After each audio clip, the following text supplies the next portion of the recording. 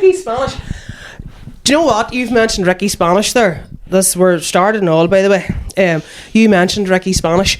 I decided for a bit of crack one time to get myself a Grindr profile just to see who was on. Yeah. Just have a wee juke. And I called myself Ricky Spanish, and I downloaded a photograph of like some men's fashion website and used it. And within about 40 seconds, it was like, do you want a blowjob? Do you want a blowjob? Do you want a blowjob? Just a fucking inbox full of blowies. I would love to be on Grindr, but I wouldn't. I'd love, as you say, you'd love to go, just never knew he was gay, like. But would you love to have Grindr energy? Yes. In a straight dating app? Yes, I'd love to be complimented, but I do love my girlfriend. She is the goat. But hypothetically, if I didn't have one, I would love to be like, oh my god, you're so hot. I go, stop. Best compliment I ever got in my life was from a lesbian. Who? Some woman in a bar in Belfast went, I'm not in the fellas, but if I was, I'd ride you. And I went, thank you. Why is the bitch stealing my lines? Here. And it was one of those ones, and I was like, this is when you didn't even know me back then. Nobody knew me. But I was living out in Belfast, and instead of cooking, I would go to sleep, and I was anorexic. I would go to sleep? Yeah, I looked like a bobblehead. Like. So you lived in Belfast? I lived in Belfast, yes. I went through a breakup when I was 21, and the girl was like, I don't even know, she was an ex, you know, and my head was goosed, and lived in Belfast, so it was a room share. So I paid £470 a month, lived with a French fella who was a dick. I unfollowed him on Instagram the other day, fuck him. Le dick. And I'll tell you this, and we'll get back to that. He cooked salmon in a frying pan and didn't put on the extractor. That's a war crime. And then I lived with an Indian guy, and on my ma's grave, he lived in a room with 15 fellas. Swear to fuck. And the bottom floor was a brothel. So, do you fond memories then? Loved it. I told the landlord it was haunted too. Not for a bit of crack, but genuinely was haunted. And he just sort of looked at me, and I was like, well, see you later, I'm going back to my ma's. So you were living you moved from Lisburn to Belfast? Yes. Why? Were you on a voyage of self-discovery? Yeah, and I don't know, I just had a bad day at work and just went, I don't need this fucking house. Plot twist, I did.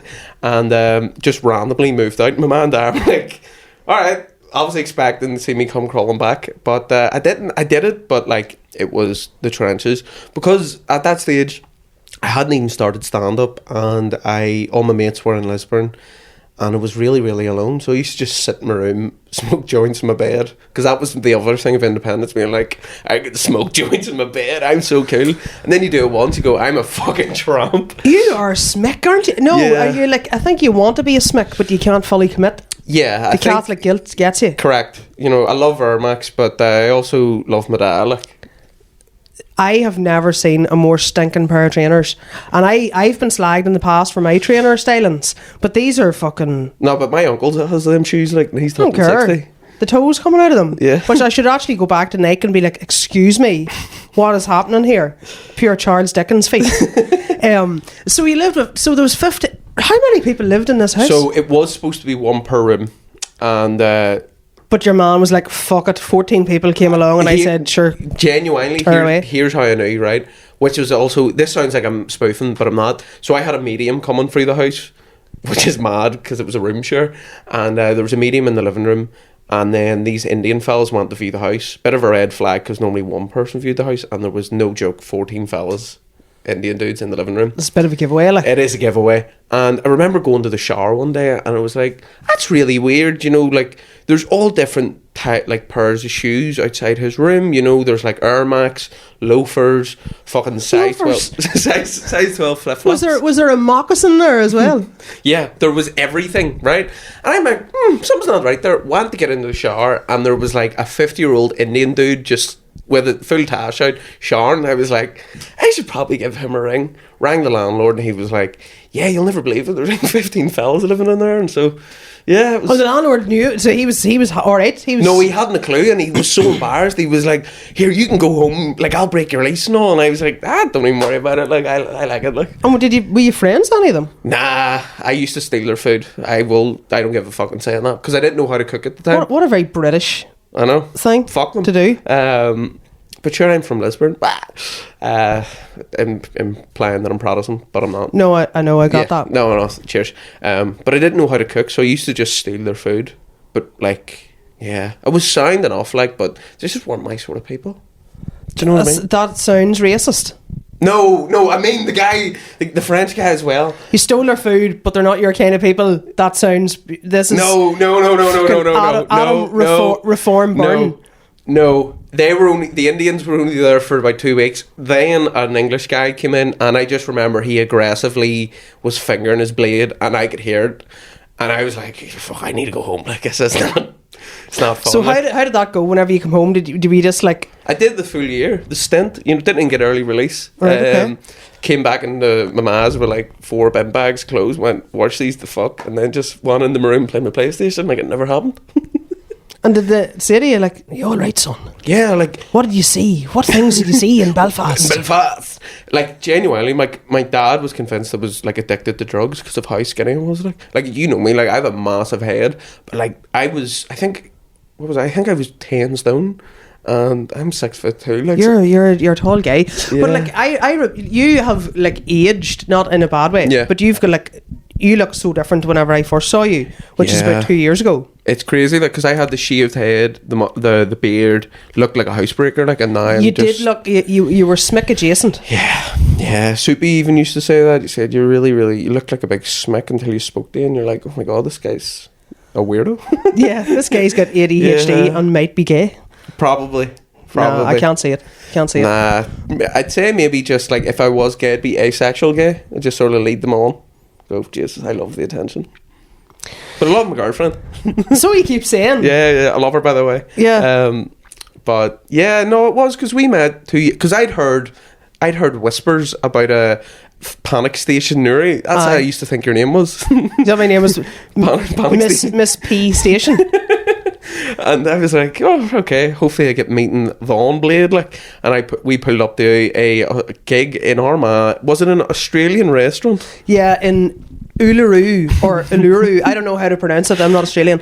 But yeah, it was, and it was actually a lovely room. Yeah. But it was just full of mad people. It was, the thing said in that stage, wars against comedy, crimes against comedy, like, it was disgusting. And I remember we didn't know each other well enough, but we just kept, like, looking, being like, all right. Yeah, I know. I was so grateful for that, because it was like, I didn't know what to expect. It was one of the first gigs I'd done outside Newry. Yeah. And Amanda was with me. Yes. For moral support. And me and her were at the back of the room being like, what the fuck? Why is the MC a magician? And then your man, the guy that ran it, said to me, we hear you're pretty good, so we're wondering, would you headline? And I was like, no, I don't know. And then he was like, no, there's another guy here as well, and and blah blah blah. So then we ended up like headliners. Yeah, and that's whenever I was shit. Like, I was just going on there and just talking about anything. And it was do you know what, we done well for what it was, but as you say, like, see this here, and I'm not like slabbering about comedy, but magicians shouldn't be at comedy shows. You should be at the Royal Variety Show. Yeah, or Britain's Got Talent or something. I think. Like, could you imagine having Elvis, like an Elvis impersonator, like MC in Lavery's? Yeah. Do you know? That'd be great. It would be great, and then you go, is that not just Aaron Butler? Yeah, It would be great, and then you go, all right, but, like, is he not going to ask what we do for work? Like, or is he just going to keep fucking singing Suspicious Minds? Yeah, I know. It was all very, like, I don't know, it was mental. Yeah. It was mental. And the magic, I mean, it wasn't like, here's a hat, here's a rabbit, job done. It was very, like, it was like tantric magic. And I did that gig again, and he had, like, the Jimmy Carr mics, like, the I'm a famous comedian mic, so it's like a fucking... Yeah, Britney Spears thing. Yeah, I was like, bro, there's 10 people here, we're in Armagh, like, you ain't gotta be doing that. But did you ever do the one that was the hole in the wall? It was the pub. No, and it was like a wee shed out the back. It was unreal. Talal was there. Yeah. One of the nights I was there, and, like, you could maybe have fitted 20 or 30 people into it, but it was rammed. Yeah. And it was class. Like, See, that their people that done that gig, they were sound like, but their thing was they were like, oh, we're going to be like a travel and stand up like club, and I'm like, that doesn't work, because you can't just go, well, we're based in Armagh, but we're going to do a gig in Cork because we're travelling. You're not fucking Tom Duffy's circus. I know. Like, I don't know, but fair play. Like, but like Armagh, I think there's room for comedy. Yeah, it's weird that there isn't a comedy club in Armagh, like, but there isn't. Do you know any Armagh comedians? Like, people from Armagh? Because well, there's one guy that was there called Slipper. Yes, I know Slipper. I went to Tech with his niece or his cousin or something. So him, obviously Talal's only out the road. Yes, he's done Gannon or the Moy. Well, he's not Ben Burb. Sad. Okay, fair enough. You're fucking from this big city. And then I get nosebleeds trying to spell those places. I know. And I'm only 20 minutes away. Yes. There should be Darren. Well, Darren's living in Belfast now. Yeah. Like, I know what you mean. You're talking about somebody that like lives in the cathedral. Yeah. And can just like walk down. Yeah. I don't know about that, but and Sean Haggerty, sure, is he not Lurgan? Oh yeah, Craven, sort of. Like, yeah. You know what I mean? Like, it's not unfeasible. But to me, Armagh is just the place that I went to when I was 9 with a planetarium, and seen my P5 teacher on a date, and I went, I think she's on the date, but I'm 9. I just love these planets. Oh, right, so it wasn't a school trip? Like, no, your P5 teacher didn't just dictate some random fella? By the way, my husband's coming to the fucking ski trip. Date night. Date night at the planetarium. I always remember that. I loved her, but not like loved her, but not the way you love your girlfriend. Not as much as I love my girlfriend. No. It goes my P5 teacher, my girlfriend, then Allah. All right, okay. Adjacent with Jesus.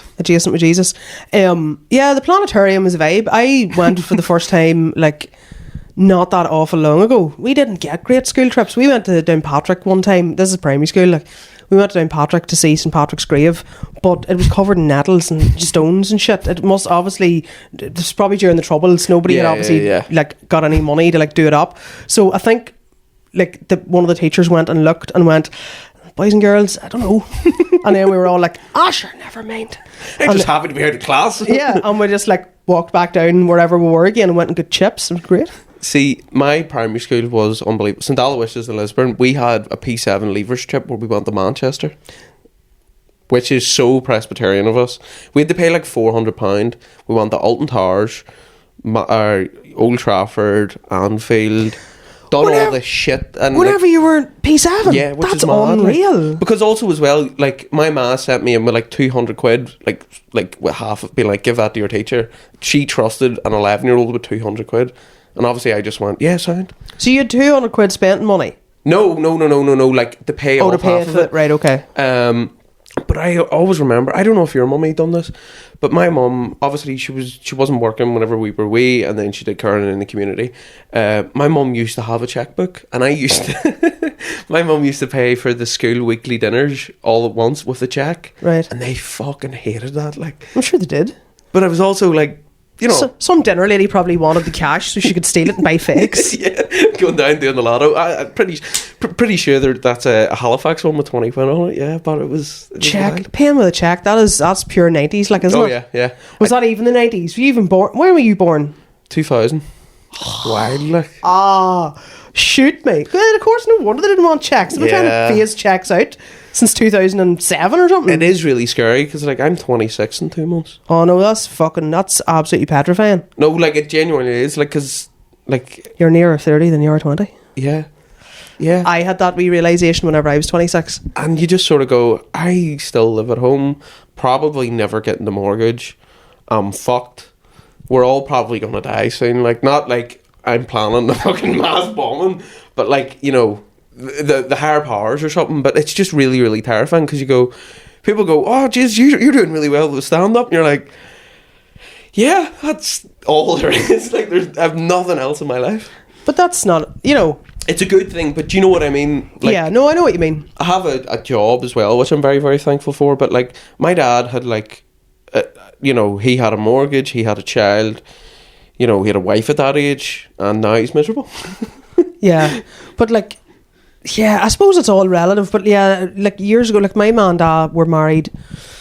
I think dad was 20 and she was 22. That's insane. Isn't it mental? Well, it didn't work out too well. Yeah. And they had me whenever, like, I think Mummy was 25.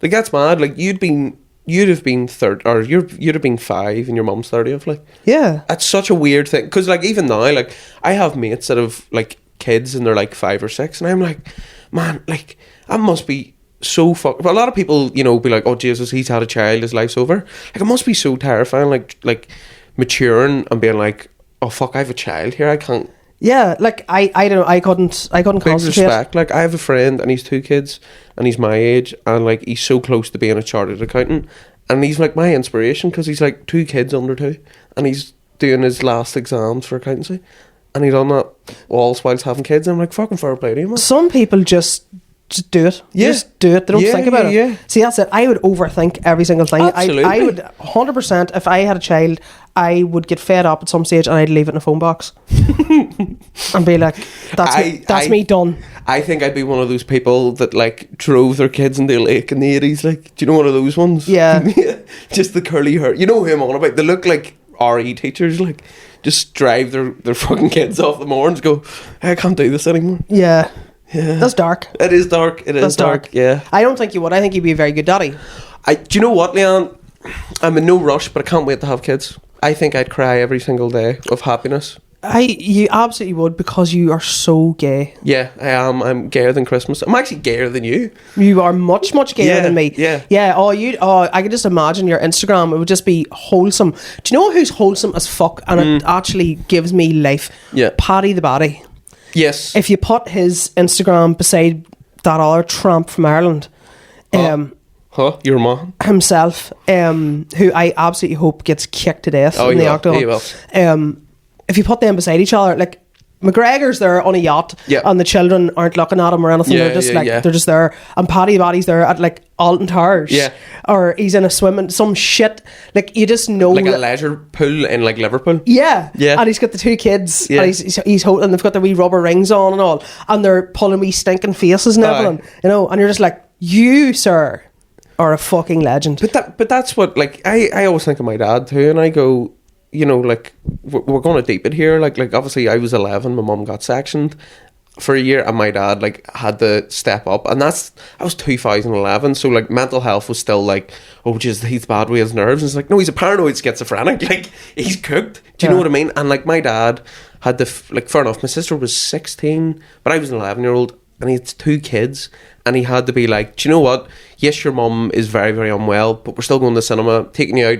Yeah. We're going to do all this here. And, like, see the respect I have for my dad for shit like that there, where you go, it's so easy to sort of run away from your problems or just pretend. Like, what we were talking about just before that we landed and recorded, were, like, people, you know, say for talk's sake, like, weird analogy, but, like, if I'm allergic to nuts, and if I, like, nuts touch me, I die. But some Same people... here. Yeah. Are you allergic to nuts? Oh, you dick. But some people genuinely will go, oh, yeah, but I'm not allergic to nuts, so it doesn't really matter to me. But it's like, no, but you're, like, supposed to be my mate, you're supposed to be my friend, so, like, why can't we just sort of, I don't know, just be fucking sound and supportive? Like, sorry to, like, break the fourth wall there. No. I broke the fourth wall with that wee nuts joke. Yeah. Yeah, so why, like, had your mum trauma or something? Was that what led to that? Or? Do you know what it was? So my mum done caring in the community, and my mum, like, she could have been in Zimbabwe, and they'd be like, Claire, need you to cover a shift, and she'd go, fuck it, I'll be there. Like, my mum would have done anything for anyone, done it to the point where, like, she just worked herself into exhaustion, and there was stuff from her childhood and stuff, and she got sectioned for a year, and it was absolutely horrific. Like, I always remember it was, do you remember we used to get midterm in, like, February? And I was in the house, just me and mum, like, was hysterically crying because she couldn't do the ironing, and I was like, oh fuck, something's not right here. And then mum got sectioned, and by the way, like, I always said this to my mum, God rest her, like, I never held it against my mum for being unwell. You know what I mean? But I remember, like, the day she got sectioned, it was a Friday, and coming home from P7, and I was like, fucking right, lad, going to play FIFA. And my dad went, Mama's not going to be here for a while. I went, shit. And I remember going up to see her, and it was fucking horrific. And there was like people pacing back and forth, like muttering. And obviously, at any age, that's really, really horrific. But as an 11-year-old, it's like, what the fuck is going on here? But that's another thing. I don't hold it against my dad, because my dad's like, I'm just trying to get my kids to see their mother. Yeah. You know, and for a while, like mum actually, you know, as I say, mum sadly passed away, like, but my mum, you know, she was very, very mentally unwell for a while, and then got out, and then went back in. And I remember first year Christmas, she got out on day release. And I was like, this is fucking mad, because I'm 12, I'm in secondary school, I don't really know people, because, you know, it's a new school. And like, how do I tell people, like, as a 12-year-old, oh, my mum might be getting out of a mental hospital on Christmas? Would you have said that to people, or...? No, it's only really as I've gotten older I've talked about it. But like, whenever I talk about it, it isn't me wanting attention, it's me being like, oh, by the way, like, this will probably happen in your lifetime with your family. It may happen to someone you know. Just be fucking sound about it. Don't just pretend it's like the elephant in the room. Like, fucking talk. But like, I remember, like, I used to have to coach mum to come in the time with me, because she'd get so worked up. And fair play to my mum, she'd done the work. And like, my mum never went back to the hospital after that. And she just, like, I wouldn't say beat her mental health, because you can't beat your mental health, but she just maintained it, and she was not back to normal, but she was my mummy again, and it was fucking great. And I just think it's such an inspiration, because people always think, especially what we do in comedy, being like, fuck, he done this gig, or he's doing tours, and you're like, he's such an inspiration. You're like, yes, absolutely, but like, fucking, I don't know, Linda, who lost her 2 kids in like something horrific, she ran a marathon, and like, I don't know, like, in her fucking holding her kids' beds in memory of them. Yeah. And you go, what a fucking inspiration, like, you know. And yeah, but I like, you know, but we mentioned about Catholic guilt there a minute ago. Yeah. Like, it's also important to remember that, you know, we're great at saying, you know, I'm having a hard time at the minute. Yeah. And, you know, say you went to, now, like, and probably maybe an older person more so, or maybe somebody of my age, say, oh, I'm just having a really tough time at the minute, you know, and they say, oh, well, like, you know, but at least you have your friends, or, you know, but sure, what about Johnny down the road? He fucking he had a car accident, and now he's got no legs, and like, you know, you should be grateful, you know. And that is so Irish. Oh, absolutely. You know, where you're like, you're not allowed to feel, absolutely, you're not allowed to be in bad form. You're not. You have to be grateful for everything. And sometimes it's very hard to see anything to be grateful for. Yeah. But it's okay to say that. But a lot of people really dismiss their own feelings, and they feel a lot of shame. It's fucking scary, to be honest. Like, you know, something horrific will happen to someone, or like, I don't know, their house will get repossessed or something, like maybe financially, and they'll go, oh, here, Jesus, you know, one less thing to worry about. And you're like, lad, you need to like fucking sort yourself out. You know, let's not pretend that this didn't happen. Just fucking face it, like, you know. And obviously, me and you have spoken about it, you know, and I hope this isn't too much, but obviously my mum passed away last month with cancer. It's horrific, but like, I just, because I was going to clarify that, because it led with, you know, about binsection and stuff like that, and then died. So I'm sure there's people watching this being like, oh jeez, did you top yourself? Jesus did Christ. You turn into a bonsai tree? No, it was just a normal death. Yeah, it was a normal death. Not like me in the pav. Yep. Whoa. Have you ever died in the path? Have you ever lived there? Yeah.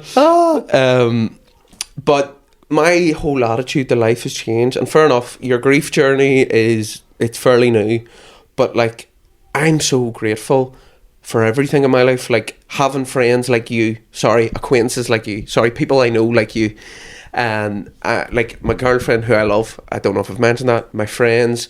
I'm also grateful of like the time, the memories I've had, because people go to me, Adam, you're only 25, like, you're too young to lose your mummy. And then I go, like, there's people I know that's mums passed away when they were in fucking primary school. Like, I'm so lucky, and like, sorry, but my ma genuinely was the best ma ever, like, you know. And even through all of her struggles, she still went, I need to be there. I'll fucking, like, my mum was at a stand-up gig whilst like on painkillers, and God love her, she was falling asleep and stuff, and still went, like, I need to be there for my son, in a wheelchair and stuff. But I'm so grateful, because it also gets to mean, like, say comedy goes somewhere, like, hopefully, you know, because I'm starting to do bits about it, not disrespecting her, but talking about her, that people go, fuck, that fella I seen, his ma seemed so fucking funny, or you can see where he gets it from, and you met her and everything, and like, mum was very fond of you, you know. But I'm like, see, other than what's going on in my life with my mum, my life's class. Like, I get to do this here, stand up, I get to meet people like you, like, I'm in no financial burdens, like, I don't owe any money to anybody, but like, my life's great, like, you know. And I'm, shout out, like, sorry to sound like an American, but I'm so blessed, y'all. This is turning into a fucking, is this what Joe Rogan does? Nah, he talks about like trans people and all. Oh, trans people? Yeah. Right, okay. No, I do get you mean, like, I suppose whenever you look at things and you have perspective and all, you go like, hold on, like, this, you know, this is good. What, you know, don't sweat the small stuff, blah blah blah blah blah. But then we're all humans, and Absolutely. we all, you know, you have perspective for a wee while, and then there's times you don't have it. Yeah. And you know, sometimes you're forced to have it. Yeah. But you know, I think, I don't know. I don't know if I could be as magnanimous about it all if I was you. If I was in your position now, I don't know if I would be, and I'll at some stage I'll have to find out. Absolutely, yeah. But like, I'll say that, to be honest, like this is something that really like hit me. See, at her wake, I genuinely turned into like a fucking. I turned into just like, I don't know, like a general manager in like the Clayton Hotel. Like, I was just like, anybody need tea? Anybody need coffee? Yeah. But that is the one good thing about being a Taig. I loved it. Yeah. Loved it. It's you go full fucking management. Does you smell about him? Smell his balls? No. He's probably got his balls resting on your shoulder. It's all good. I know. Yeah, you do. And that's the one thing I love, because like, I remember a friend of mine, you know, losing her mummy. And it was the first time there'd ever been like a death in the house. Yeah. And she had no idea what to do. Whereas I was like, my both grandparents, you know, and there was different people. I have been wake savvy since the age of about 8. Yeah. So I'm like, I got this, motherfucker. Yeah. You're in your element, like. Yeah. And obviously all the lads called down, and you know Daniel Houston, don't you? Yeah. He called down, and obviously, you know, Daniel isn't Catholic, loser. And he came down, and he came in wearing chinos, like a quarter zip, and he was like, man, I am so sorry, what way do I act here? And I'm like, what are you on about? Just have a look at her if you want, like, eat a sandwich. And he's like, are you sure I'm not being disrespectful eating food? And I'm like, bro, like, could you imagine like coming to a wake and only the people that like close family get to eat the food? Like, you're like Kim Jong-un just sitting over the oppressed people, like. Some random person eating a sandwich and everybody being like, yeah, bastards, get him out, this is the worst thing that's happened since, you know, since no offense. Because a friend, I was telling another guy yesterday who was actually at a wake, a Protestant gentleman passed away. Ugh. And I went to the wake. I'd never been at a Protestant wake before, and shock horror, it's exactly the same, right? And I went to it, but I was talking to another guy that had been at it, and he was freaking out. He was like, he didn't know what to do, he didn't know what to say, he didn't know where to look, he didn't know what to do. And I was like, why not just behave like a normal human being? Yeah, just treat it like going to the fucking spa. Like, you're hardly going to get ballock naked in a spa or something weird. You know, you're not going to act weird. Where the fuck did that? Would you walk up to somebody with the tea and sandwiches and be like, can I get a Lost Mary? Can I get strawberry ice? If I just like kiss you? Death makes me weird. Death does make fucking people weird. But I can imagine Houston, alright. I'd say it doesn't surprise me he's Protestant. Yeah. He's got the look about him. He does, like, nice lad. Lovely lad, but see, that's where, there's no misery in his life. His misery is like, couldn't get a flat white, flip's sake, you know? Yeah, it's not like existential. Yeah. Whilst we're like, I don't know, like... I found, I had a wank 6 years ago and I still feel guilty about it. Yeah, that's one thing that's playing on my mind. Like, I do be thinking, like, because obviously, you know, I'm sitting in the house bored, like pulling the bar. I know where this is going. Pulling the bar and be like, is my ma watching me? You know? Yeah. And I'm not into weird stuff. Like, Jesus, show me a set of tits and go, happy enough, like, you know. Yeah. But like, I always do imagine that. Like, she's been like, Jesus, I love Pat's son of mine. He's an angel, and it's just me. I'll like, just check in on him. Jesus, fuck! You dirty cunt! You know what? If anything falls from the sky at any stage, that's her absolutely lobbing shit at you, being like, quit wanking, son. That's all my dad keeps saying to me, because like, obviously we're like seeing each other, but it's like, you know, I'll You're be like, seeing your dad. can you imagine? That Byrne family's weird. Is he good looking? But like, my dad just keeps going, like, come on, like, stop the wanking, and I'm like, what are you on about? And he's like, I want to change your bed. Don't, lad, this is going too far now. You're going too far. I'm not going too far. Right, He goes okay. like, I want to change your bed, but I'm too afraid of getting pregnant. And I'm like, right, haha, joke, banter. But I'm just letting him have it, because, like, you know, my Oh, I dad's thought just, you meant like he was lifting the sheets off and it just come off in one big, fuck like me. like a sheet of corrugated iron. you could break that over your knee, fat. No, fuck, he's just winding me up. But like, that's another thing. My dad, God love him, like, my dad is just cleaning. He's very domesticated now, like, so he does my washing. He's a good spot. But I've been cooking for myself. You mentioned that the other night. You went to a grocery retailer, Liddell, Johnny Liddell. and what did you purchase yourself? Sure, I bought a load of chicken fillets. Also, you know where there's a farmer? That's the most bro thing ever. Yeah, chicken fillets, man. You know where there's always a farmer on like the packaging of like chicken? Yeah. Because it'll be like, this is the woman's chickens. Yeah. She looks like you. I need to send you the photo. Fuck off. No, she doesn't. She does. Well, she's sitting with a pair of fucking Nikes on her with the toe out of them. No, she's doing that thing where she's smiling dead into the camera, like. That's what you're meant to do. I know, but Here, I get headshots done today. I had to get headshots done. Proper headshots. I've had to do it once, and I've never felt so weird in my life. Like. What did you get them done for? A guy that we know, not that we know, a guy I'm friendly with is getting into photography, and he just, God love him, he just like, say this is the button to press, he just went and took like 1 million photos of me. He's like, is there any there that you like? And I'm like, lad, there's too much. Like, I'm not sitting and looking at them. Like. No, your man would like had the lights and all and had the whole thing going, and he was like, right, okay, so just look straight down the barrel. And I was like, you know, and he's like, turn your head this way but look at me. And I was like, this, I feel pure sexy here, being like, you know, I can't anytime anybody puts a camera in my face, I don't know what to do.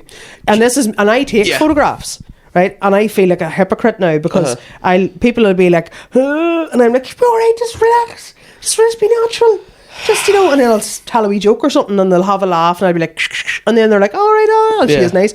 But see, the other day, I was just like, and he was like, give me a wee half smile, and I was like, I looked like I had a stroke.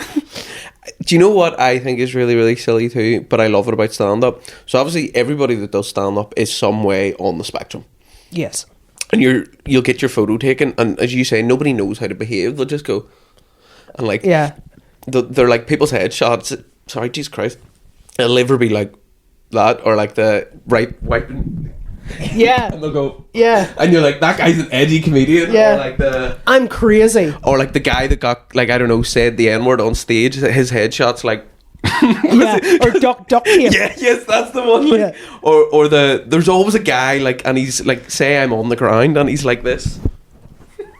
And you're like, what am I doing here? Like, I have a photograph of James McKegney sitting like that. He is adorable. Oh my god, he's such adorable. a wee Sure, I'd take you home if I could. Oh, I would take him home. He's so cute. Yeah. I've got a photograph of him to pull that exact wee stance, but you're just like, fuck, you're so adorable. Yeah, do you know what? I'm a narcissist in the way of like, if I'm having a good day and I'm feeling good, I love getting my photo taken, but like, obviously when mum was sick, I put on a bit of timber, right? And see, anytime I get my photo taken now, I fucking just go, nah, like, I starve myself for 2 days. Like. Don't be I shouldn't say that word, that's rude. I actually cut that out, you know. What, spa? Yeah. But then I was... It's a place outside Ballinhinch. I did Lazy Boys the other day. Lazy Boys. Humble brag. And God, Mr. Bartlett and Mr. Thompson are so evil to each other. The things they say to each other. Yeah. Brutal. I'm a big watcher, like. Oh, yeah? Yeah, I love it. I love all the podcasts. Yeah. What did you make with your Liddell food? So I just went into the kitchen, cooked like a schizophrenic, and we put some chicken, some rice, because here, Jim Burrow, lock of veg, lock of onions, lock of veg sauce. and onions. Yeah. Ooh. Ooh la la. And just fucked a load of spice. So just chicken and rice, but it looked like paella and ate it. And that's genuinely all I eat. I'll just eat either chicken or rice or meat and rice and lock of eggs. That's another thing. I just Fish and a rice cake. Fish and a rice cake, and I'm still fat. It's terrible. Why are you saying that about yourself, fat? Because Says me. yeah, you know what I mean. Says it all the time. But I am fat. You're not fat.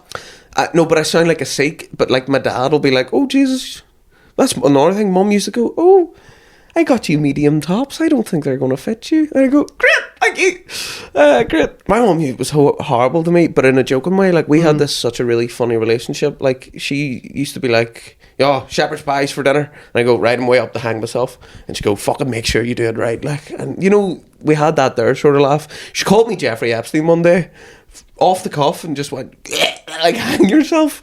And Dad was like, "Claire, no harm. Like, that's your son. You can't be saying that." Like, You can't be saying that. Yeah. So is that where you get your... edginess. I'm an edgelord. Yeah, is that where you get your jokes from? Is that where you get your banter? Yeah. I would say my mum done some funny things over the years. Like, Is your daddy quieter then? Was it like a... no, my dad's just says the wrong thing. You know, he'd be like, "Oh, this is crack, you big fucking smelly cunt." You know that there sort of, and you're like, "Right, Dad, no harm." Like, that wasn't very stylistic. yeah. I was staying up with my girlfriend's the other day, and I was like, "Right, Dad, you know, I'm going up to Caitlin's here," and he went, "Oh, are you leaving me by myself?"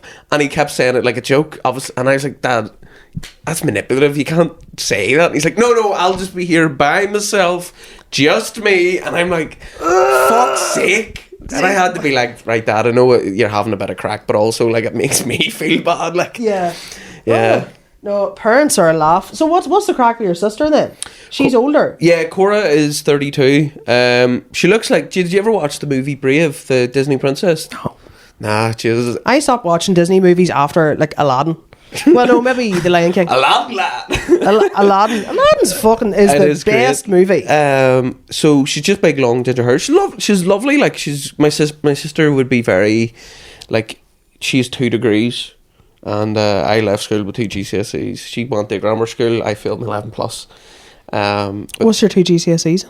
I've 8 now on 3 A levels. What? Oh, do you? Yeah. What's your A levels? 2 B's in chemistry and physics, and a C in biology because I'm dyslexic and can't read. So you're a science bro? Yeah. Stinking. Yeah, I love it. Why? Because I watched Breaking Bad in third year. You're a loser. I swear to God, I was fucking 14, man. I'm gonna do double fucking science and learn how to cook meth. I fucking sucked at it. I was terrible. 2 B's and a C though. Yeah, but it was in tech. Like, I used to just smoke joints and walked out with 3 A levels. I couldn't tell you how I done it. Like, yeah. Good for you. I went to a grammar school and was a good girl for 7 years, and I got 2 B's and a D. What'd you get the D in? Religion. Not like it. I know. Is that why you're lesbian? Religion. Did you like school? I loved school. Really? I loved school. I think I loved school because it gave me something to do. I did all my homework and everything. I never got a detention, which I'm raging with. But, like, I fucking hated everybody I went to school with. Like, I used to get picked on. It was like, obviously, you know, walked on my tiptoes, ginger and a virgin. So, like, I was easy prey. Like, you know what? I think most people are virgins in fucking school. No, sorry. Like. I mean, I was a frigid. Right, okay. Jesus. That's different. That's being a frigid. Social suicide. People don't talk about that. Was an epidemic in Ireland. Frigidity. The most stinking phrase being like, "Yeah, I got defrigitized." That's what people used to say, and they got seriously. Yeah, defrigitized. What sort of a? So what is it? St. Aloysius. St. Aloysius, and then St. Patrick's in Lisburn. Was there anybody in your school with a lisp? No, because that would be an awful name to try and say. The double lisp. What school did you go to? St. Aloysius. St. Aloysius. Louthbeth. No, I went to school with some interesting characters, but some of them will message me and go, "Yeah, man, I can write some jokes for you. And I'm like, please don't. I hate that. I hate that there. Here's one for you. Here's one for you, you big stupid ginger prick. And I go, oh, cheers, man. I hope you're keeping it. Yeah, I get that when I'm working in the shop. And say, I see you doing shows. There was a wee old man come in one Saturday, and do you know the way you see old men? So like, sometimes there's like no in between with old men. Yeah, it's either they're completely unkempt and smelly. Yes. Or they're fucking. It's like they're like Nookie Thompson. Yes. And they're all so like my grand that goes to Little in a 3-piece suit. Does he? Yeah. Right, okay. That's my kind of guy. So there's a wee guy like that in, and he wins or not in his tie and all, and he's wee cream slacks and everything on him. And he come up to me and he was like, here, you're a bit of a star, aren't you? And I was like, what? And he's like, the granddaughter showed me on the phone, and you'd be doing shows now. You're like a star. And I was like, that's exactly what I am, sir. I am a star. They say you do the bank twice, one on the way up and once on the way down. I heard you did the pav and you took the roof off. Hey, they were saying that they need a new roof in Canal Court. There's a bad winter. The roof of the pavilion is lying on top of City Hall. Anyway, but then the next time I'll be talking about, it'll be like, I've one for you. Oh. Paddy Englishman. And I'm like, oh, here we go. Yeah, it goes on for so long. And you do get that. And people are, do you know what I feel like it is?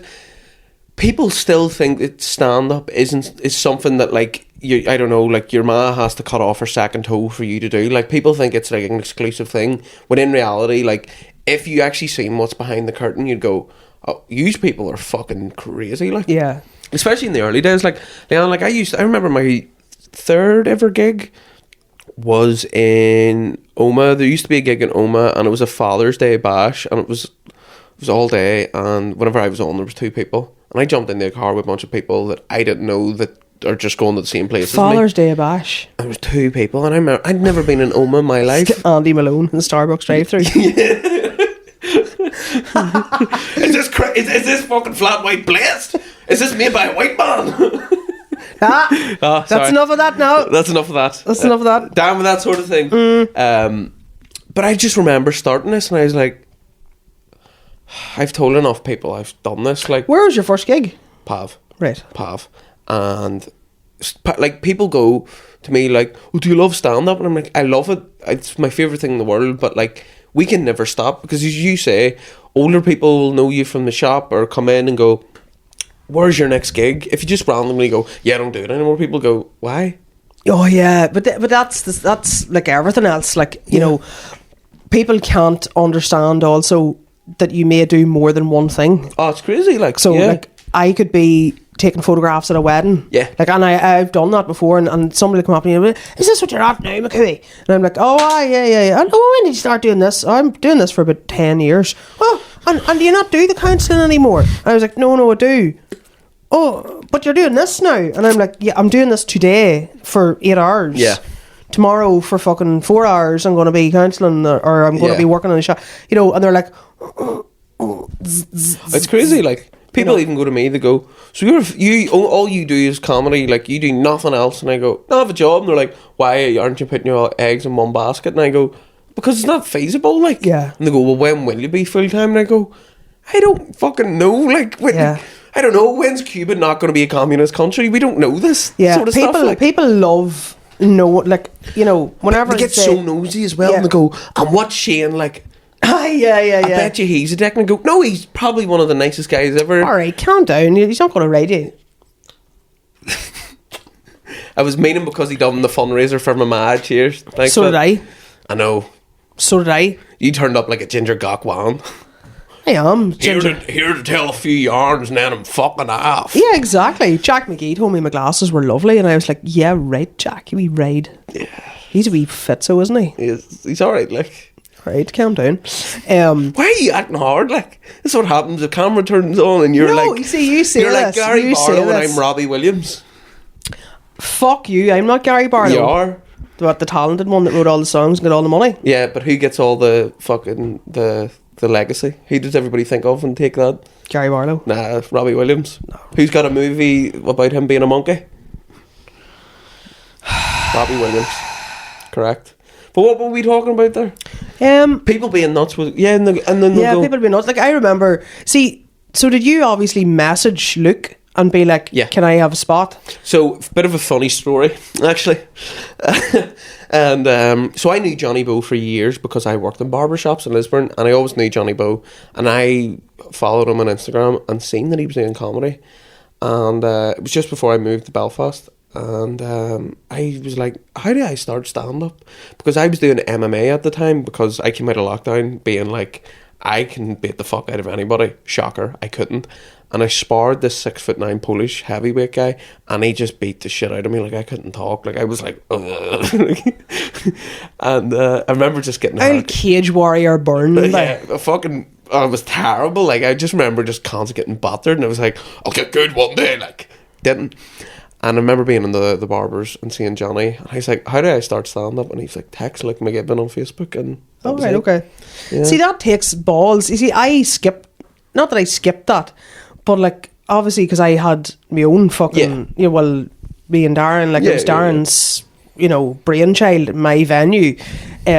So, yeah, I kind of, like, by default, was in, I never actually had to pluck up the courage to message, like, Luke or... Yeah. Somebody doing an open mic and being like, can I have 5 minutes? Can I have 10 minutes? I never, so sometimes I feel a bit of, like, not a fraud, but like I feel like, no, but I'm like my own Nepo baby. No, because you can say that there, but it's also, like, how many gigs did you run in the cafe? One a month for about 3-4 years. So realistically, you're talking what, like over 40 gigs? You done 40 gigs before you went, I actually really like this, and I'd want to do other clubs. Like, that's, and also you're not, whenever, like, you're not taking time off people. You're not going, well, I actually run a club, like, so I'm doing these gigs. Like, you did it a different way, but like, fuck me, like, you're doing a tour now, which is unbelievable. Well, congratulations. It's not really a tour. It's like 3 dates. Yeah, but just 1, 2, 3. Why are you Calvin guilting an accomplishment? Because it's true. Because as we all know, people who talk themselves up too much, you don't like them then. Not that you don't like them. No, you don't like them. I love them. But like, sometimes you're like, someone with a wee bit of insight will be like, really? I love them. Really? Love them. You're doing the fucking... You're doing live at the Apollo. Yeah. You're doing the Palladium, are you? Class. I don't think there is enough of, like, Charlie Sheen-esque, like, characters doing stand-up at the moment. Right, Charlie Sheen, really? No, lunatics. Like, bring more lunatics. Like. I know. Yeah, but like, I couldn't live with myself. Like, I could not live. If I was like doing a video being all like, guys, I'm doing my first UK tour. I'm doing my first special after doing 2 gigs. I'm taking it on the road. Yeah, and you're like, brother. I'm taking it on the road. And this is going to be a tour of Ulster. And then I'm going to do the rest of Ireland. I'm going to do the other provinces. And then I'm doing Australia. Because I know a fella that does FIFO, and I'm going to do all the oil mines in Australia. Yeah, exactly. And I was going to say something else. Sorry about that. Do you know, like, it used to really, really annoyed me whenever people would, like, I'm not saying skip the queue, but, like, where they go, I'm just fucking a full-time comedian after doing the PAV twice. But see, now, I love looking at it. Yeah. I go, do it. But then, like, there's a certain element, like, and what I can kind of equate this to is whenever... and I'm going to, like, this sounds arsey, but I don't mean to be. Like, a woman will go and do a 2-day or a 1-day makeup course somewhere. And then she'll have a certificate at the end of it that's like NVQ 0.5 makeup. And she'll be like, now taking bookings. Yeah. Now doing weddings. Yeah. MUA. They put MUA at the end of their name. And you're like, but then they're like, well, do you know what? That's fair. And if people know what they're getting and there's a customer for everything, then if you fake it, do you make it? So there's 2 ways of looking at it, right? So you'd look at... So I've been doing this 4 years. I'm very, very happy where I am at stand-up. I'm gigging like a load of days of the week. But I do have a hard problem of putting myself out there. Yeah. Probably a bit like yourself, because me and you have spoke about this, of like, we were like, I want to do, not a tour, but I want to do a couple of dates, but I'm just so scared to sort of put myself out there. And then there's the other thing where, as you say, I'm just going to fucking wing this. Yeah. See, I'm caught between that. Yeah. Where I'm like, I've done enough. I probably, if like, there was a night somewhere where I was gigging and I was doing like a middle spot. Yeah. And the headliner was coming for, it was Mickey. And he was coming from England, and the plane was delayed, and there was a fucking shit attack on, as if would he get there to headline.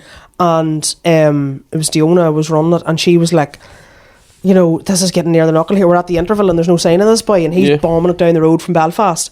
And I was thinking to myself, like, I don't know who was going on. There was somebody, it must have been somebody going on, but maybe she was just MCing, I don't know. But I thought to myself, if she said to me, could you do another 20 minutes? I cut it on another 20 minutes. A different 20 minutes. Yeah. Well, there you can go. You can go, in the back pocket, I have 40 minutes of material, which not just material that you trust. Yeah. Yeah. But she could, and then, so you're like, well, that's not that far off then. Yeah. And definitely. That's not including anything that's new. Yeah. Yeah. But like, I mean, look at my tour poster. I didn't put my own photograph on it. I got a fucking caricature on. But it's cool and it's very you. But it's also hiding as well a wee bit. Because your whole thing is where you're like, I'm good at stuff, but I can't ever admit that I'm good at stuff. Like you, I know, and I'm not trying to wind you up. Like you had a cafe, obviously you don't have it now. But like, how long did you have your cafe for? 11 years. But I mean, I didn't make £11 the whole time. It don't matter though. But for 11 years, you had a successful business. Fair enough. No, I'm not winding you up. But just fucking let the Wayne cook. But I don't know. Let's say for nine years. What is it be saying? Right, 9 years. Go on. Right. I know what you're getting at. Yeah. You had a successful business, and then you go, but you're the bastards took it off me anyway. And you go, I know, but fucking celebrate that. Like be happy for yourself. You're so woke. I'm not fucking woke. I'm just. I just love seeing my friends doing well. And well, anyway, so yeah, but no, I know what you mean. But I'm happy enough. I would rather be a wee bit too humble than be putting myself out there, sticking my chest out and being like, here, come and see me. Absolutely. I'm Cla. Yeah. Could you ever imagine those words coming out of my mouth? No, like that's me and you in a different universe where we're like, like those people messaging me, they're like saying, here, let me know when the tickets go out for Armagh, like, will you tell me? And I'm like, because I feel like that's me going, give me £12. I'm letting you know now that you can now give me £12. That's just like, ugh. Do you know what I think is sort of gets in my head a wee bit about stand up? So, like as you say, some people will go, right, I'm going to go to this gig you're on, and like hypothetically they could have kids, and it's like, you're getting a childminder for the night so you can go and see me. It's so like, we go, okay, thank you so much. Yeah, but I feel bad. Like if somebody said that to me, I'd be like, oh, sure, there's like £1 give for the babysitter there. Yeah, literally. Or people go, I'm going to go to this gig, and I'm like, don't go to that one, go to another one. Like, that's not a good gig, or like I met these people in Ballycastle the other week, and they were really, really lovely, and they were like, talking, and they were like, what do you do with yourself? And I was like, oh, have a job and I do stand up. And they were like, oh, you must come, like, let us know, like, we love going into Belfast. And texted me and was like, oh, here, lovely meeting you and all, do you have any gigs coming up? And I was like, oh, I'm in Lavery's next week. And he's like, oh, me and the wife will be there. And I was like, oh, that's so weird. I know. People are, there's some people in this world that are just genuinely sound and lovely. And I think as well, with me being 25, I spent so long of my life being angry at everybody for no reason, because I didn't know that, like, I don't know how to just, does that make sense? Where you just sort of go, I'm angry at something and I don't know what it is, but I don't want to be angry. Like, I don't know, like it's a strange old thing. Yeah, I think whenever you become aware of stuff, self-awareness is a big self-awareness is a big thing, and it's a continual thing as well. And when it hits for the first time, you're like, oh, that's one thing that I've found. Like, but then you've had therapy before. Absolutely, I've been going to therapy on and off since I was 17. Yeah, and that's a big thing, because you are, not that you're forced to look at yourself, but you're not ever forced to do anything. It's, that's why you're there. Yeah. And whenever you realise, oh, this is what this is about. Absolutely. You sort of go, oh. Yeah. And I found whenever I accepted, like, there's, Carl Jung says that, I forgot the quote now. It's whenever you paraphrasing, whenever you truly accept yourself as you are. Yeah. That's when you begin to change. Yeah. Because I genuinely do. Because here's one for you folks. Shocker. It is really, really hard growing up in this country. For things like, I've passed all my GCSEs, but I don't feel like I've deserve it. Or, these wee milestones, you go, well, whatever. But like, as I've gotten older, I sort of go, yeah, I'm really fucking proud of myself. Like, yeah. That's one thing I've sort of went, especially with my mum being sick. I was like, it's so easy to have went off the rails, but I can always say that like I was there when my mum passed and all, and I'm so blessed for that there. And there's also time to go off the rails as well, but I don't want to because I'm booked for a gig next week. Do you know what I mean? Yeah, I know what you mean. And I'm so fucking thankful for stand up, and I do you know what? I love the struggle of it too, where you go, fuck, I've had 2 gigs where shite, fucking raging, and then you'll just have a random gig on a Saturday, and you go, I love this. Yeah. Life is worth living. Where is your next gig anyway? I'm doing the Accidental on Friday, and then I'm doing a gig on Tuesday, and then I'm doing both nights Lavery's next week. So happy days. Who's on Lavery's with you? I actually don't know. Right. I don't know. But you don't care. No, I do. I'm going to be there. I don't give a shit. I'll fucking be there, like. Yeah. But I called down last week, like, because I like going down to see everybody, and God, like, everybody just kept giving me hugs, be like, so sorry about your mum, and I was like, aye, it is, because I used to see Darren in like, he hugged me. Darren Matthews hugged me, and he's like, so sorry about your mother, and I'm like, Darren loves a wee hug. Really? Darren's quite in touch with his feelings. I wouldn't say that. No, he is. Darren's a good guy. That's why we're friends. He not that I'd ever tell him that. Yeah. But like I used to see him, putting up photographs, or he'd be tagged and stuff from Lavery's in the green room, and I'd be like, oh, imagine being in that green room. Yeah. There's Colin Geddes, Shane Todd's there, fucking whoever, and you'd be like, God, my God, it must be so like cool. And then when you're like, the first time I was in it, I was like, yeah, you just. But now it's like, I'm still like, holy shit, this is class. Yeah, absolutely. But it's everybody's cool. Yeah, and the thing is as well, everybody's normal. And like, there isn't this weird fucking thing going on. Like, everybody's just sound, and that's why they are where they are at stand up, because yes, they're funny and great, but like, that can only get you so far. You have to actually be dead on. Yeah.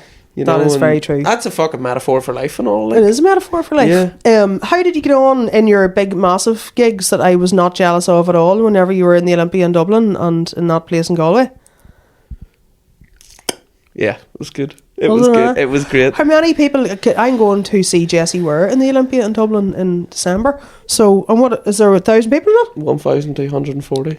All right. Did you go and count every single seat yourself, you wee loser? So I sniffed all the seats. Sure you did. Jesus, that's disgusting. Yeah, do you know what, Leanne? It was very fucking surreal, and it's something that I still haven't actually thought of. Did you do the Millennium Forum as well? I was supposed to, but I don't know, it just never happened. Right. And it was great, but it was such a weird feeling, because I had to get the bus down. No, I got the train down, bus, and then I stayed down there for the night, and I just done it. And I remember just shouted to William, because I was obviously asking him for advice, because I'd never done a theatre like that big before, and he was like, just take 3 to 4 seconds after every bit and let the laughs hit you.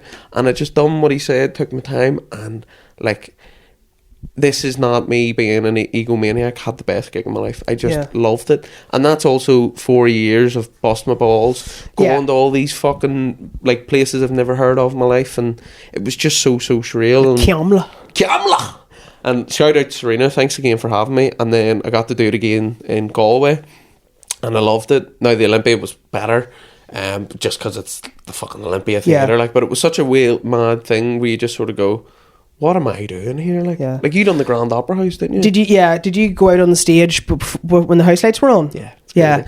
I did that with the Opera House, and I was like in a way, I don't know, maybe it's the Olympia is the same, but like it's massive, but it doesn't feel that massive. Yeah, because it's tiered, and it's quite, it's quite close to you, and the Millennium Forum as well.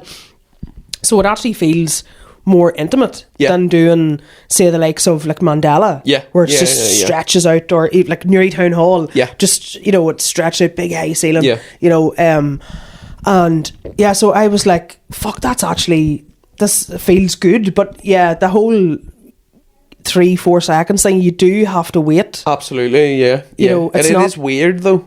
Yeah, well, like if you're in a small room and it's like 50 people, you know, you can see the whites of their eyes. Absolutely. And you can see the laughter before you know, and it's like, so you know you're getting instant gratification there, but it does take, you know, which is mad that, you know, that there's that difference there. So what the fuck would it be like in the SSE?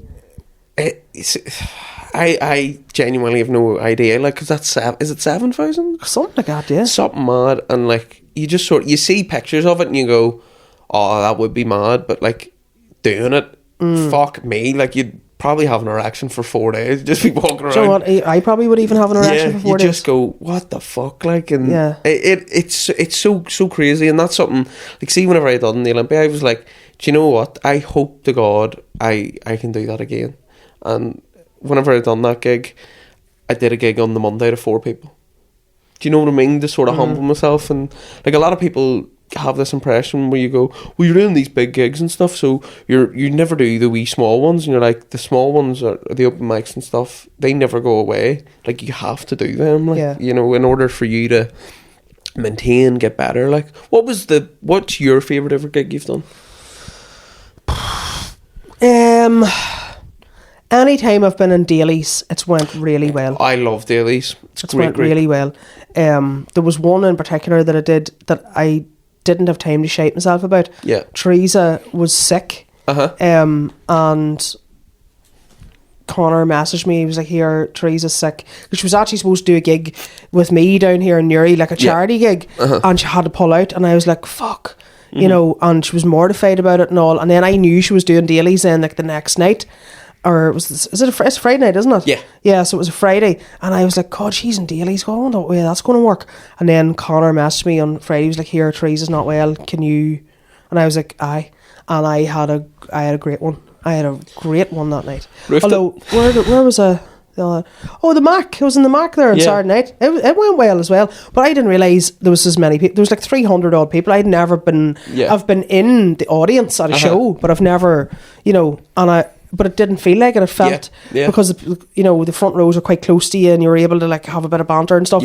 And then when I asked Sean, I was like, man, he's out there, and he was like 300, or Dave should say, it was like 315 or something. I was like, holy shit, it's crazy. Like, and I think as well sometimes with like the way lights are at gigs, you don't really realise how many people is there. Like. No, you really don't. If you sometimes, like, there's nothing as bad. Armagh, the marketplace, which I'm doing, it's a hard one because you're on the floor.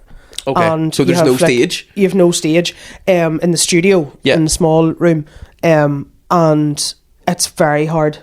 You can see people's legs, you can see their knees. That's mad. You know, and then, you know, if you want to try and, like, you know, do a bit of crowd work, you have to look under the light a wee bit to see, you know, and maybe I shouldn't even bother trying to do that, but like, I don't know, if I'm talking to somebody I like to be able to look at. Absolutely, yeah. It's rude not to. That's more Catholic guilt. Yeah. We've been talking for an hour. Have we? Yeah. Have we? We haven't even got into the controversial stuff. Like, where do you put your toaster?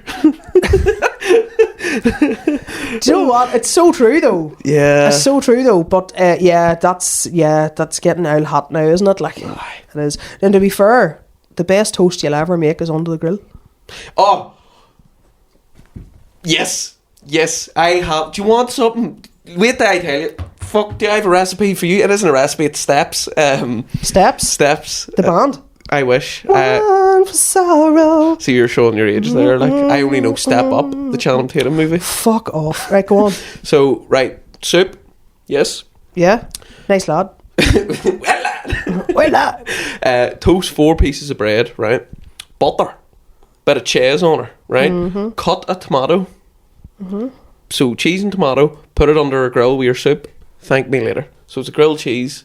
Would you say I'm giving myself fake there. Why are you? That's so American. I'm such a Trump. You are a Trump. So a grilled cheese with tomato. With tomato and a bowl of soup. Yeah. What's your favourite soup? Bacon and lentil. I didn't know where that was going to go there. Mine is smoked bacon and broccoli. See, broccoli, fucking, it freaks me out, the texture. Nah, but it's just all whizzed up, you fucking clamp it. It's all whizzed up. It's just like green spuds. Stinking. Dead on. Listen, thank you very much for coming down. Yeah, it's great to have you. Appreciate it. I'm going to get a coffee or something. Yeah. Be really gay. Yeah. Class. Come hold Where are you hands. next? Your ma's house. Yep. Oh! Not my ma's house. I was gonna say that. So you're in labs then next week. 'Cause Yes. This is going to be going out tomorrow. Oh, great. I'm in the Accidental Theatre on Friday and Out of Ideas on Tuesday. It's a gig I run. So the tickets are free. So you know, if you want to go, you could buy tickets and not show up. It looks good. Where is Out of Ideas? Ulster Sports Club. In the committee room or the top room? The committee room. The committee room. Me, Kieran Franco and young Danielle, we have a punchline. The prod. Danielle Houston, we have a punchline. Right. Yeah, but no, I really, really enjoyed myself and I'm happy to be here. And then you're in Lavery's then. Yes, Wednesday Next. and Thursday. Yeah. Right. Very good. Yeah. Happy days. Well, enjoy that. Thank you for coming down. Thank you, brother.